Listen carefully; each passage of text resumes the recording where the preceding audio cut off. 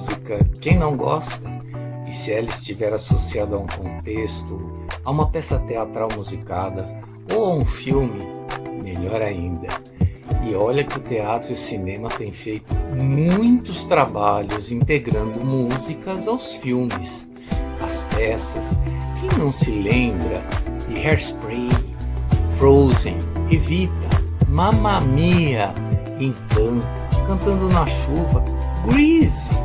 Se você gosta de musicais, vai adorar este programa.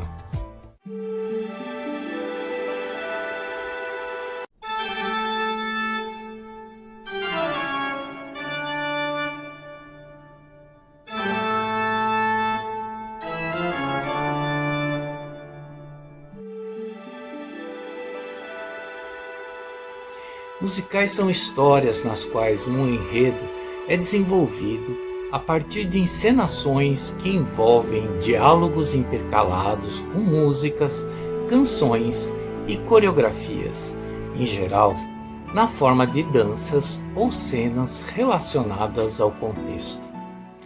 Se observarmos bem, a dança também pode ser encenada, como mostra a tela El Jaleo, de John Singer Sargent, de 1882, que traz uma dançarina espanhola flamenca, realizando uma coreografia que expressa a sensualidade e o poder do encantamento feminino.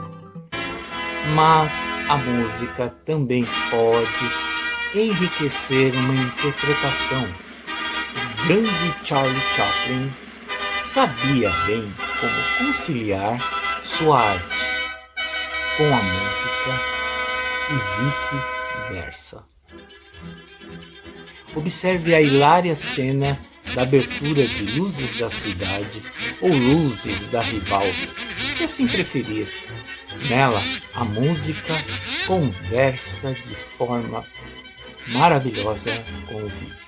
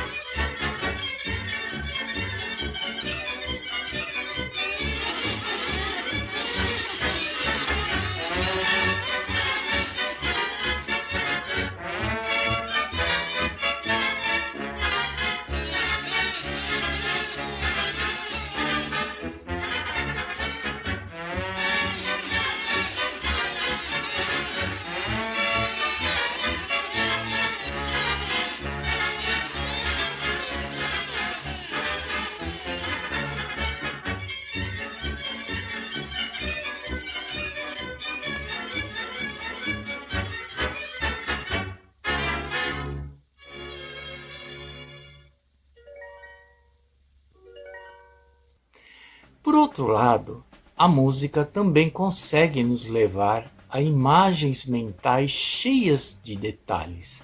Um exemplo está na música Bolero, de Joseph Maurice Ravel, de 1928.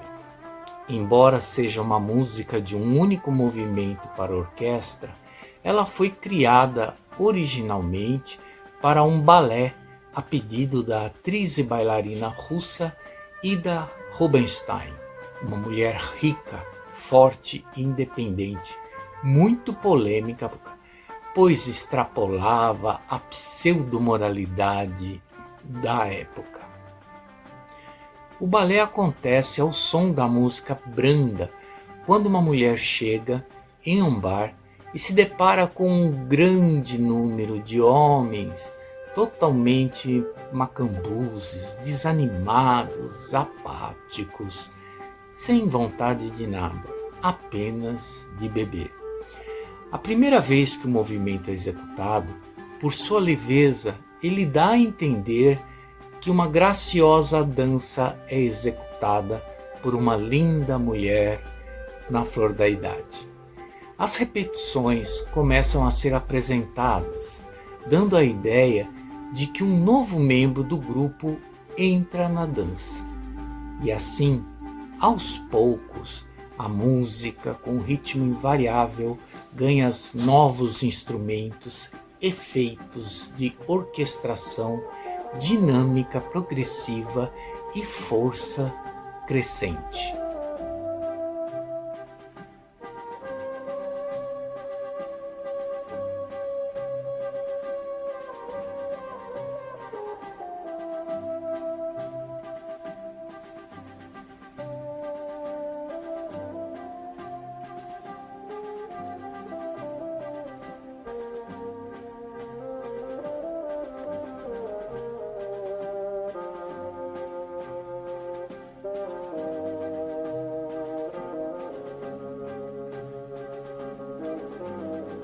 Até que o clima no bar transforma-se em uma grandiosa celebração. Fácil de imaginar, não é?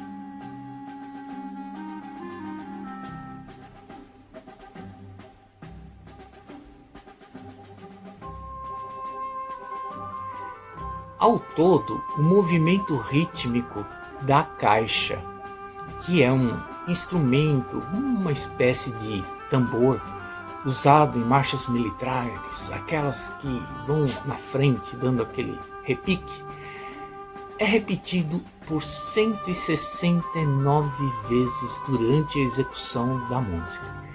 O mesmo movimento. Esses dois compassos em ostinato, que é o nome dado a um motivo ou uma frase musical que é persistentemente repetido numa mesma altura em um padrão rímico, dão a bolero uma cadência invariável e uniforme.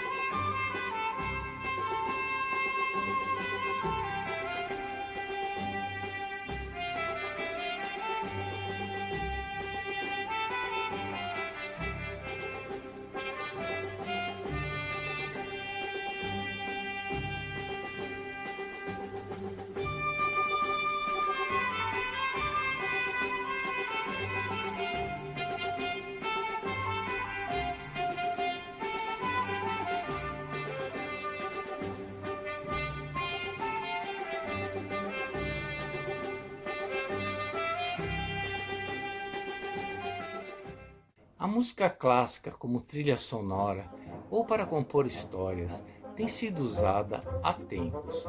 Os filmes fantasia, Fantasia 2000 dos estúdios Disney são os exemplos mais conhecidos.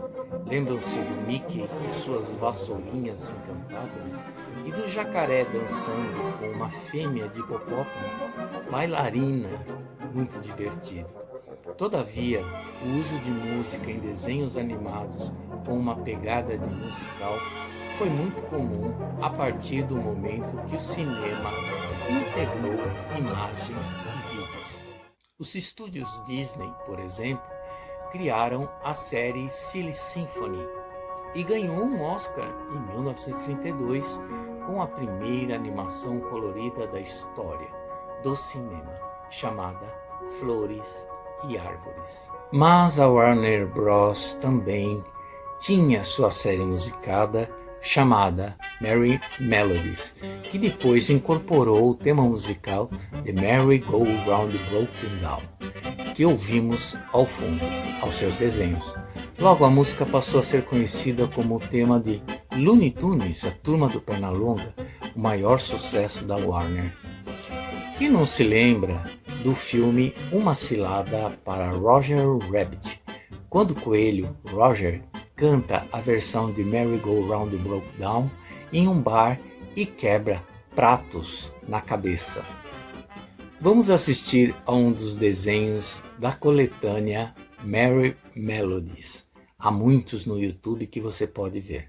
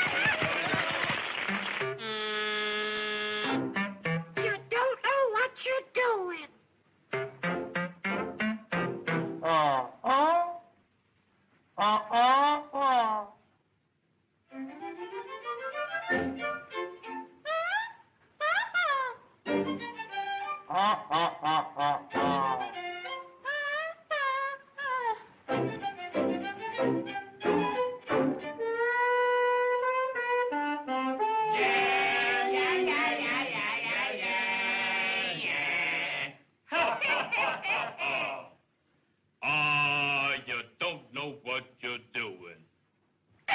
Does he, boys? No! Oh, you don't know what you're doing. That foghorn that you flew in makes such a big noise, it's driving us insane. What's that? What's that? Oh, it isn't even funny. Give us something for our money. For the only thing you give us is a pain. A great big pain. You're all just jealous. Jealous. Jealous. Jealous. You're all on a spree. It's gone to your head. Oh, go sit on the tank. If you knew what we were thinking, Pipe down, you've all been drinking. says you, Says me. says who? Says me. Oh, you don't know what you do to know it all.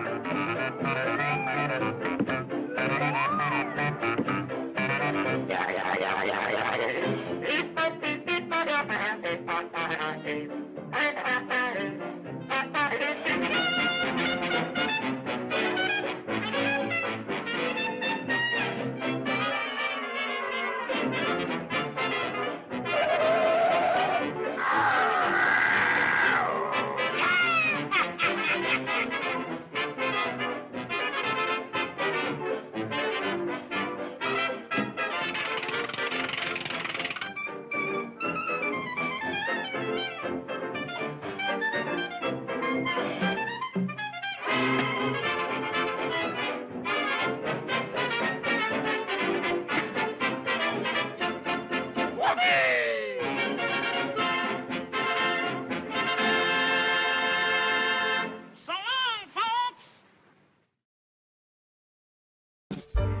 Como se pode notar, a música logo se associou aos desenhos animados.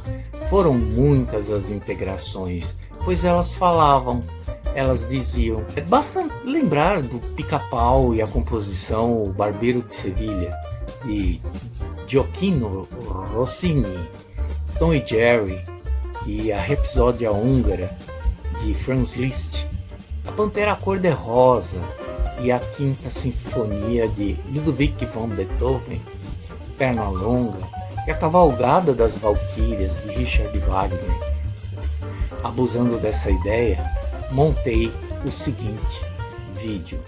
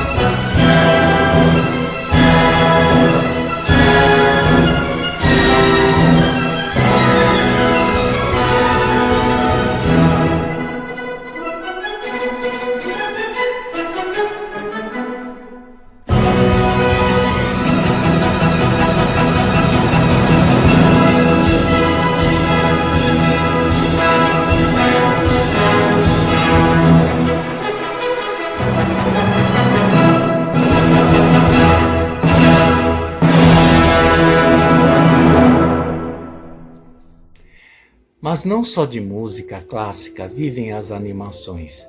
Há muitos clássicos de Walt Disney, por exemplo, que trazem músicas criadas para a própria produção.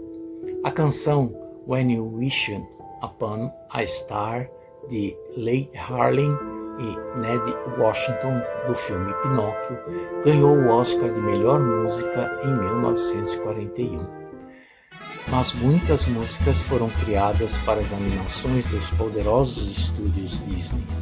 Quem não se lembra dos sucessos de animações, desenhos animados como Branca de Neve, A Canção do Sul, Mary Poppins, Peter Pan, A Bela Adormecida, 101 Dálmatas, Mowgli, Robin Hood, Ursinho Pooh, A Pequena Sereia, A Bela e a Fera, Aladdin, Rei Leão, Pocahontas, Tarzan, Toy Story, Monstros S.A., A Princesa e o Sapo, Frozen, Moana, Viva, Encanto. Não falamos do Bruno, não. Ufa, são tantas as canções. Acredita-se que os musicais, a exemplo de outras expressões artísticas, também tenham seu pezinho na antiga Grécia. Era comum o uso de canções ligadas ao contexto da peça apresentada, principalmente nas comédias que satirizavam a vida dos deuses. Foi Aristófanes quem criou o gênero comédia no teatro grego, e é na comédia em especial que era comum o uso de canções debochadas, apimentadas e bem-humoradas, interpretadas pelos atores nos anfiteatros helênicos da época. Os trabalhos teatrais gregos, em especial a Nova Comédia, que retratava a vida do cidadão comum, influenciaram a arte romana. As obras de Menandro foram as mais influentes nesse período, tendo grande importância nos roteiros teatrais romanos de Plautus e Terêncios. Durante o período medieval, as apresentações musicais, quando muito, eram concentradas nas encenações sacras, com hinos religiosos, a maioria das vezes entoados em latim, e também as profanas ou satíricas, na forma de farsas e jograis com temas críticos e humorísticos. Foi nessa época, mais especificamente no século XII, que surgiu o entremés, uma peça de curta duração ou farsa em um ato de caráter burlesco, caricato e jocoso, que se encerrava com um número musical cantado. A farsa, por sinal, é um gênero teatral cômico criado na Grécia Antiga, que chegou ao auge em meados do século XIV na Europa. Gil Vicente, que viveu na época em que os portugueses chegaram ao Brasil, é tido como o primeiro grande dramaturgo lusitano, o pai do teatro português. Ora pois, foi responsável por obras que contemplavam a transição da Idade Média para o Renascimento e um grande influenciador da cultura portuguesa, antecedendo a Camões. Certa vez, Gil Vicente foi acusado de plagiar as obras teatrais do espanhol Juan del Encina. Seguro de si, solicitou que os acusadores sugerissem um tema para que ele escrevesse uma peça. Como resposta, propuseram um dito popular: mais vale um asno que me leve que um cavalo que me derrube. Ele não hesitou, deu a eles a prova de sua criatividade, criando a farsa de Inês Pereira. Curiosamente, este ditado serviu de inspiração para um samba-enredo da Imperatriz Leopoldinense de 1995, chamado Mais vale um jegue que me carregue que um camelo que me derrube lá no Ceará, de César Som Livre, Eduardo Medrado, João Estevam e Valtinho Honorato. O samba era uma deliciosa crítica a um evento histórico quando o Brasil ainda vivia o Segundo Império. Foi decidido explorar minérios no interior do Ceará. Na época, muito se falava da existência de um Eldorado na região. Assim, planejou-se a primeira expedição brasileira ao sertão do interior do Ceará. Dom Pedro II trouxe 14 dromedários do norte da África para que os especialistas pudessem fazer suas pesquisas no lombo dos desengonçados animais. Todavia, o que é bom lá pode não ser cá. Os dromedários não se adaptaram aos brasileiros, nem os brazucas a eles. E a missão foi realizada em cima do nosso grande e glorioso jegue. Para muitos, a obra máxima de Gil Vicente foi a peça teatral A Farsa de Inês Pereira. Ela foi apresentada pela primeira vez para o rei Dom João III em 1523, no convento de Tomar. Na história, Inês, uma humilde moça em idade para se casar, bastante ambiciosa, procura um marido astuto, discreto e galanteador para fugir das obrigações domésticas.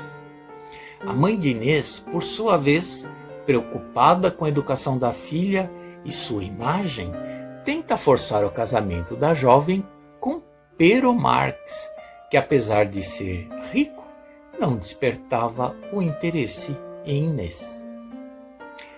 Inês casa-se com um escudeiro, Brás da Mata.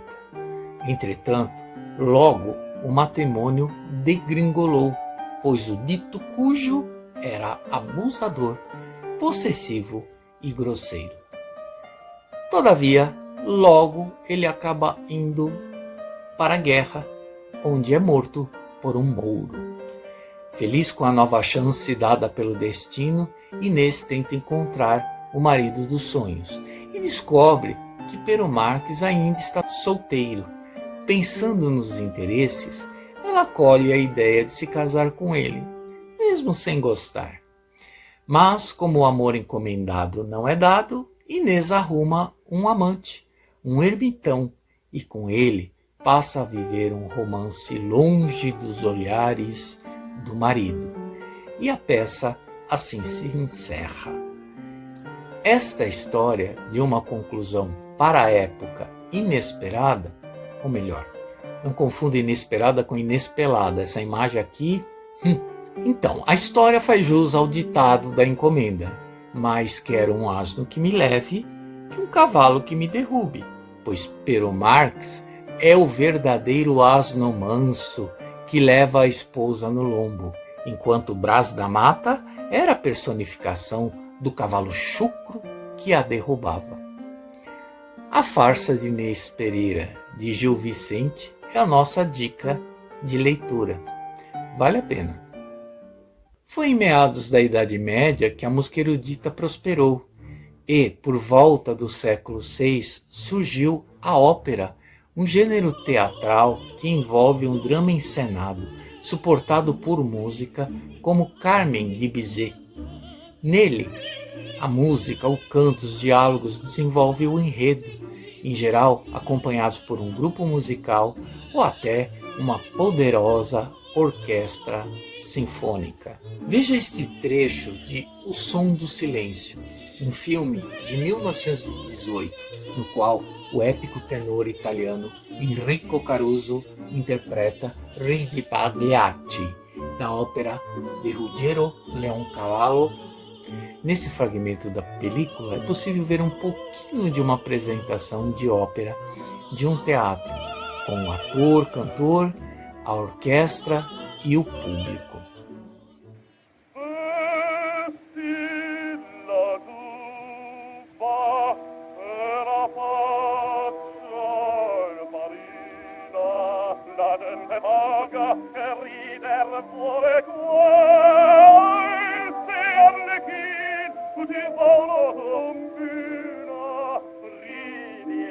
E ognuno t'applaudirà.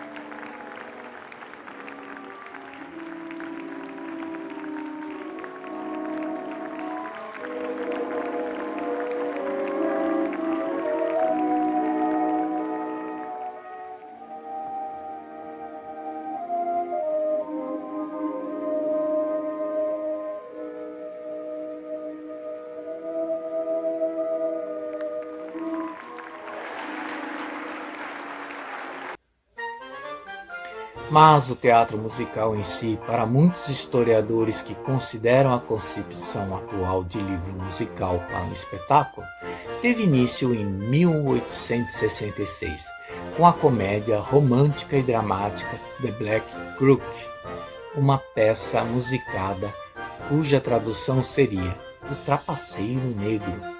Ela foi escrita por Charles M. Barras, com músicas de Thomas Baker.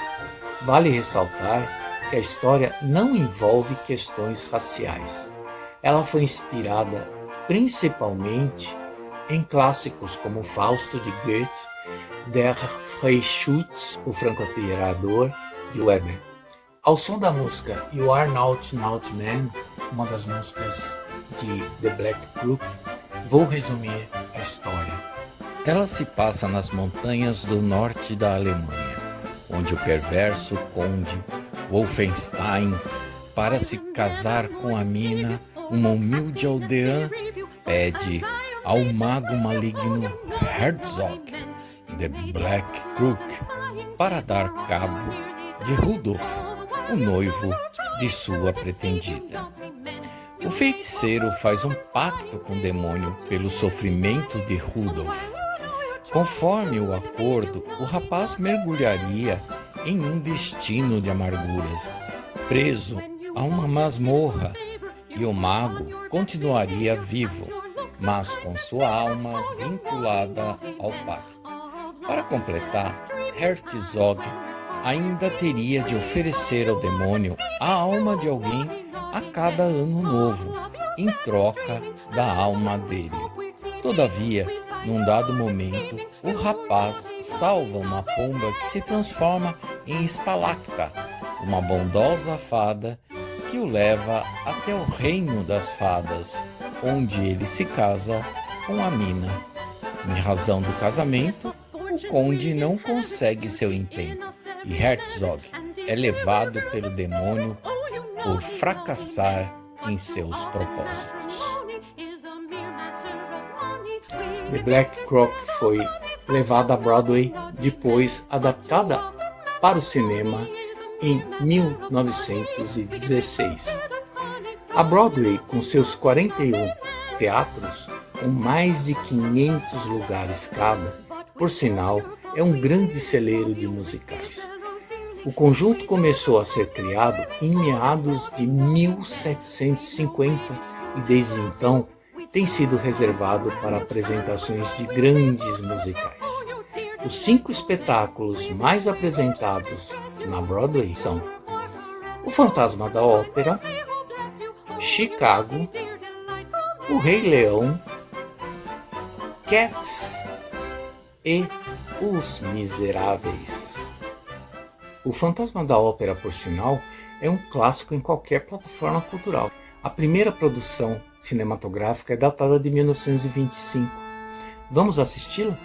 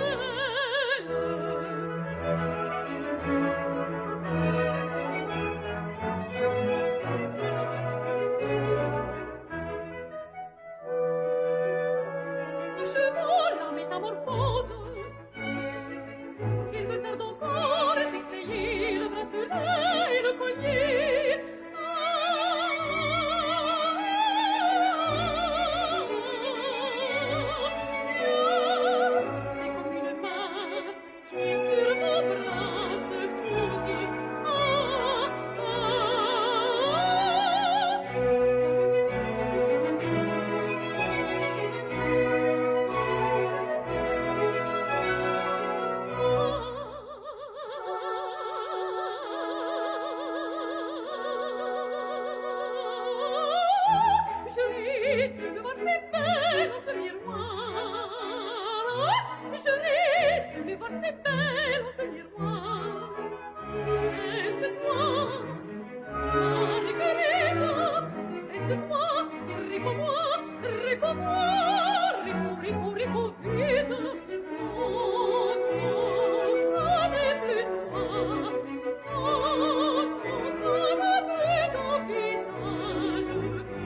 la fille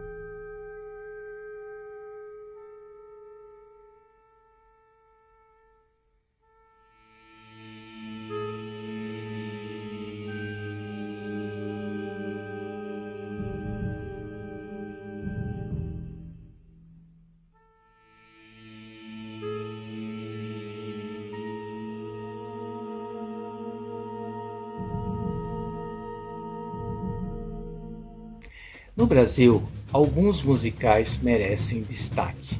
Entre eles, Orfeu da Conceição, Chica da Silva, Morte e Vida Severina, Roda Viva, Lampião no Inferno, Os Saltimbancos, A Ópera do Malandro, O Grande Circo Místico, Estrela d'Alva, Elas por Elas, Não Fuja da Raia, Pixinguinha, Rock Santeiro, Suburbano Coração, Calbi Calbi, Elis, Chacrinha o Musical, Simbora, A História de Wilson Simonal, Lisbela e o Prisioneiro, Cartola, O Mundo é um Moinho, Dona Ivone Lara, Um Sorriso Negro e muitos outros. No cinema, os musicais sempre encantaram. Entre os mais famosos, temos O Mágico de Oz, Cantando na Chuva, O Rei e Eu, Cinderela em Paris, Gigi, Amor, Sublime Amor, A Noviça Rebelde, Mary Poppins, My Fair Lady, Oliver, Cabaré, Evita, Moulin Rouge, Hairspray, Grease, Greensgirl, Mamma Mia, La La Land, Nasce uma Estrela. Dessa longa lista, vamos assistir um pouquinho de O Mágico de Oz, de 1939. O trecho escolhido foi a memorável interpretação de Judy Garland de Somewhere Over the Rainbow.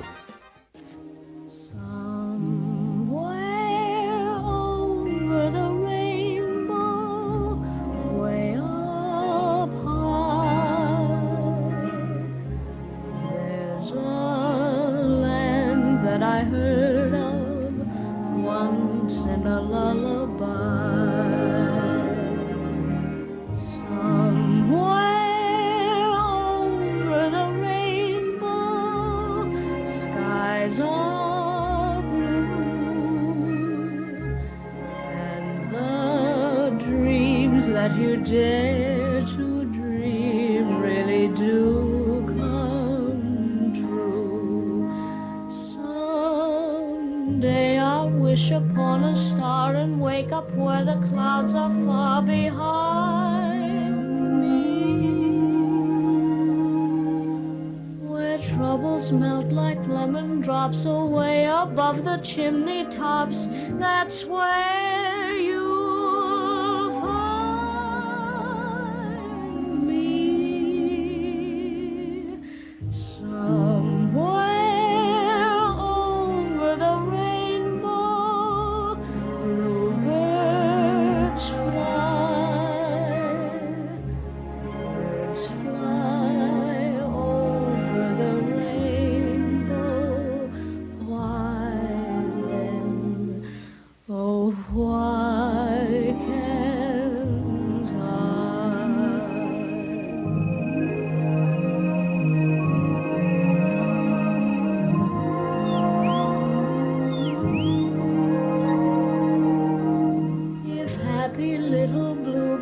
fly beyond the rainbow. Why, oh, why can't I?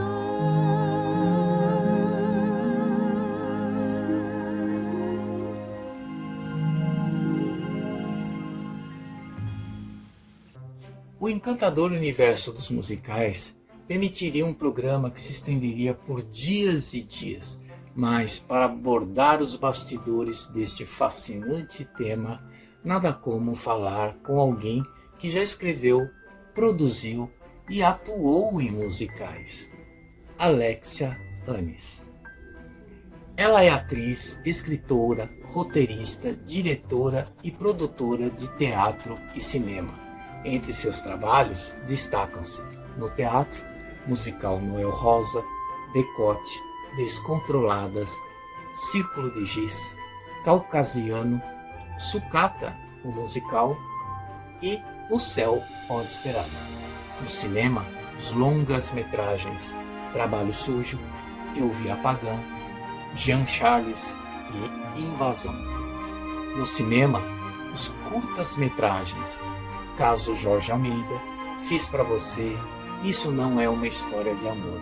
Em trabalhos autorais, Lost Women, Mulheres Perdidas. musical Sucata, Sete Pecados e Desencontros. Prêmios: Curta Saudade, Calcine, Rio de Janeiro, setembro de 2020.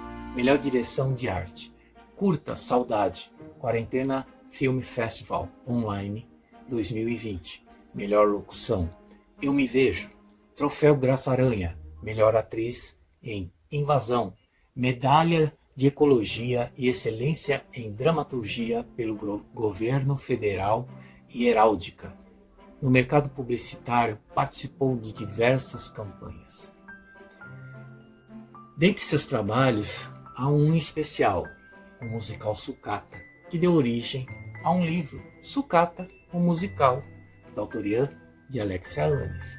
O espetáculo retrata a realidade de 3 atendentes da doceria Delivery Pecatu, que, insatisfeita com o trabalho e as péssimas condições a que eram submetidas, iniciam um trabalho de reciclagem que vai mudar suas vidas e também das pessoas à volta delas. Por meio da música, as personagens trazem o despertar de uma nova forma de viver e a possibilidade de uma sociedade sustentável com responsabilidade social e amor ao próximo. Sucata, o musical, é uma excelente dica de leitura para você e para os pequenos também. Na nossa conversa, vamos abordar o teatro e a literatura como instrumentos para ações educativas. Há tempos, o teatro anda de mãos dadas com a literatura. Quantos livros foram adaptados para o teatro e quantas peças já foram transformadas em livros? Quem sabe me dizer? Como atriz e escritora, de que modo você vê esta sinergia entre essas artes?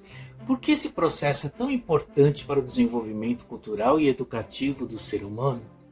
Dos trabalhos que eu escrevi no teatro, né, apenas um foi adaptado para livro de dramaturgia, que é o Sucata musical, e eu acredito que tem uma extrema importância, né, para o ambiente cultural, para as crianças, para as pessoas e professores, porque você tem essa união, né, da linguagem do teatro para os livros, e que também pode ser externada e utilizada em escolas, e você transformar qualquer ambiente num ambiente teatral. Então o livro de dramaturgia, ele tem esse peso diferente e ele influi de uma maneira muito importante na cultura nacional.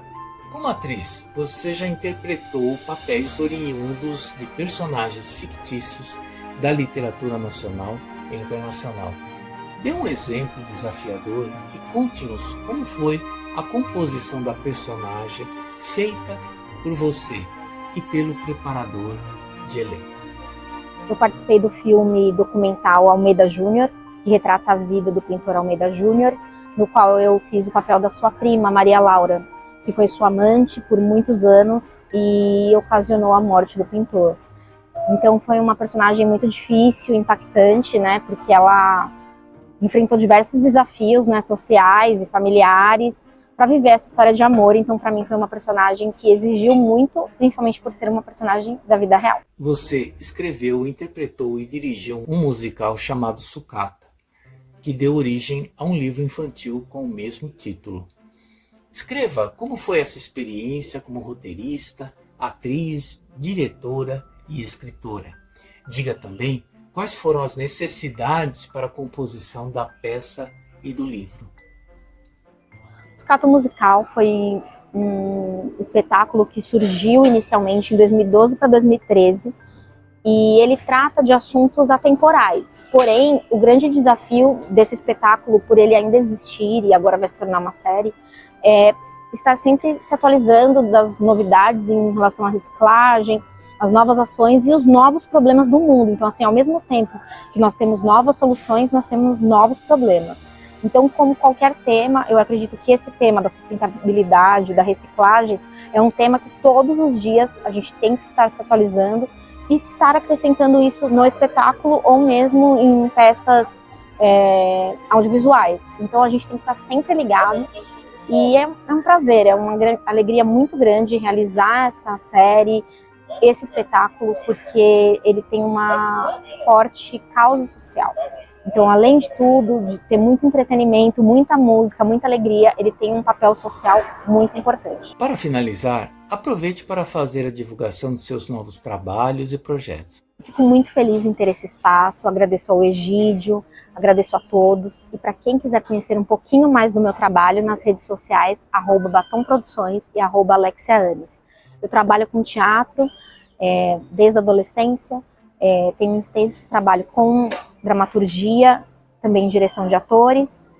E o meu foco principal hoje é levar uma mensagem de sustentabilidade, de espaço para artistas e criadores, e que tudo é possível se você se dedicar. Pois é, pessoal, assim se encerra mais um dos nossos programas. Espero que tenham gostado. Conto com vocês no próximo programa. Até mais e viva a música, viva os musicais!